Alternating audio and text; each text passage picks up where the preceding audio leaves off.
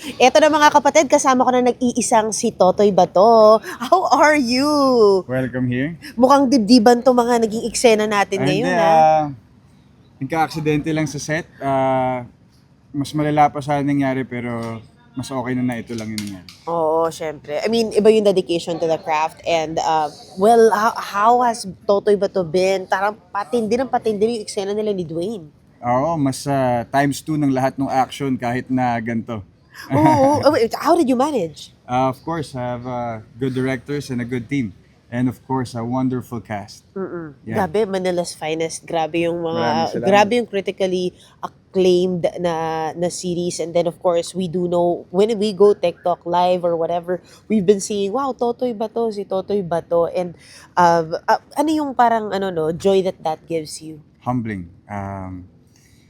Nakaka nakakataba ng puso na maraming sumusuporta at nagmamahal ng Totoy Bato. Ever since lumuhod ka sa lupa, Oo. yung maliit na show namin from afternoon went to prime time because of everyone who loved and support the show. So I'm just so thankful and yeah, full of gratitude. As an actor, how did Totoy Bato change your life? In many ways, lumuhod ka sa lupa and Totoy Bato changed me in many ways. It made me more grateful for everyone and I want to say thank you to everyone. Ay, naalala ko, sinasabi mo kasi bago maglumuhod ka sa lupa, muntik ka na sumuko. Ngayon, totodo ka ba? Of course, why not?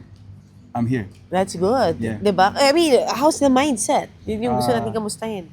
Sorry? How's the mindset? Kasi nga yung mindset mo before embarking on this, prime time journey, afternoon journey, it was a bit different. You Yeah. were in a different space. Anong space are you at right now as an actor? I want to give the best for Totoy Bato because I love this series and this series means so much to me. And yeah, minsan ka lang makaportray ng isang FPJ role na kasama yung grandfather mo, si Lolo Paquito. So in the original film, my grandfather was there. So yeah, I really love this show and I want to say thank you to everyone who supported Totoy Bato and who still supports Totoy Bato. Para homage to sa pamilya mo. Of course, yeah. Ayan. And sa tawag mo to, sinong makakalaban mo pa? Dahil parang sa mga eksena na i-ere, sisave yung si Diamond. Yes. The Optimum Star. Yes, Oo. may Ate Clau, of course.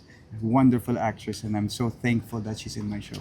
Ano yung mga kinikwento sa'yo ni Clau when you guys are embarking on your scenes? Just how to be professional, yung mga kailangan kong gawin to maintain longevity. Like, parang acting is not a sprint, it's a marathon. Parang ganun. So, ang ganda ng mga advice na nakukuha ko kay Ate Clau. And I'm forever thankful for the relationship that we have. They said na parang, let's just go back to Manila's Finest na ang lakas ng dating ng role mo. Thank Diba? you. Like, yung presence mo on screen. Thank you. So, are you still parang parang talking and exploring about movies with with Boss Vic? Oo naman. And Gusto ko ano po yung mga magpelikula. ano pa yung mga parang gusto mo pang gawing klaseng pelikula? Marami. Like, I like maging sino ka man for some reason. There's a lot of projects like Pieta. I like Pieta a lot. ay grabe. Yeah. Ang bibigat ng mga gusto mo, no? I like that one kasi parang yung original sa Ace Vergel ata at si Chirito Solis. If I'm not mistaken. So, it's a good source material. And yeah, I love Carlo Jacob Perez.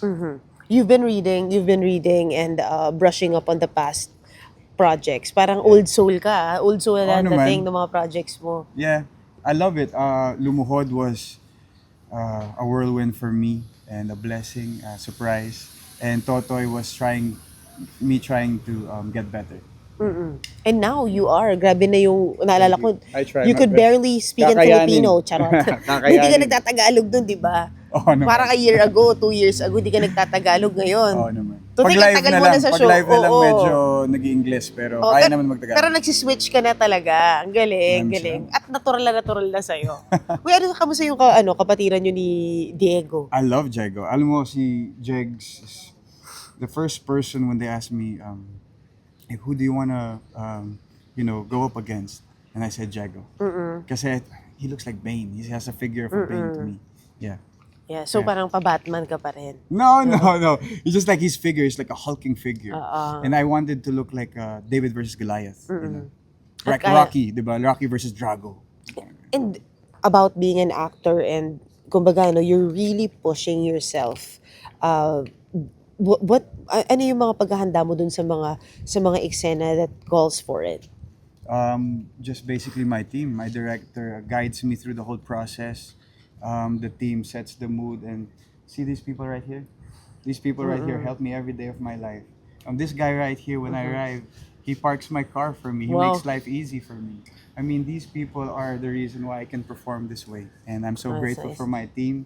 And I just want to say thank you to everyone who supports. At sobrang nakakataba ng puso tong blessing na binigay nila sa akin na from lumuhod ka sa lupa hanggang Totoy Bato. Oo. So, And nag-celebrate na ba kayo nung Christmas? How was oo like... naman po, lagi po kami may Christmas party. Nagpa-bonus ka ba? Oo naman, oo naman, talaga? oo naman. Lahat po kami dito ay nagkasayahan ng Christmas. Every Christmas masaya po kami dito.